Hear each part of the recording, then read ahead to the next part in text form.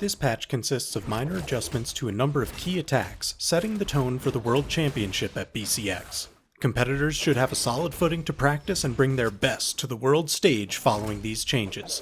This marks the balance lock for BCX.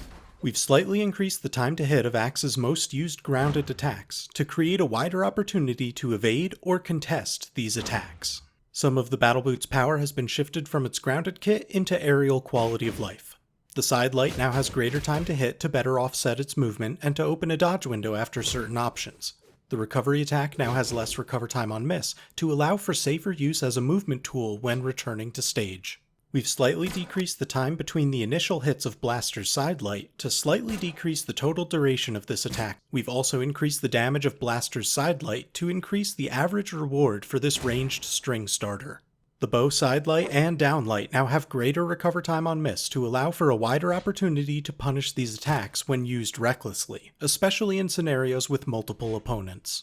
Users could often steer themselves away from their target during the first swing of fused chakram recovery, so we've reduced the steering and adjusted the setup location for more guaranteed knockouts. We've also increased the force of the fused ground pound to better match its relatively soft angle of knockback. The hammer had potential combos at low health ranges that were overly centralizing to the beginning of stocks, so we've reduced the stun of hammer sidelight and smoothed the range of stun to open a dodge window during these lengthy combos.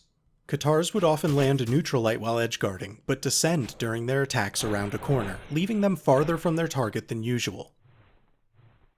We've increased the force of sword recovery to bring the weapon's knockout potential closer in line with other mid-range weapons. Ember's side Katars now has less minimum charge time to allow for more responsive use as a punish against pokes and combo starters. We've also increased the damage and force of Ember's side bow to better match the lengthy total duration and level of risk.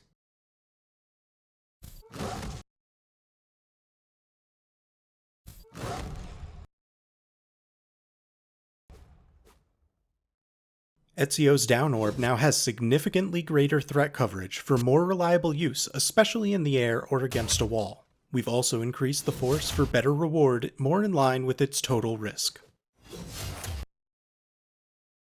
We've increased the minimum charge time of Kaya's sidebow and neutral spear to allow a greater opportunity to evade or retaliate against these attacks, especially in scenarios with multiple opponents.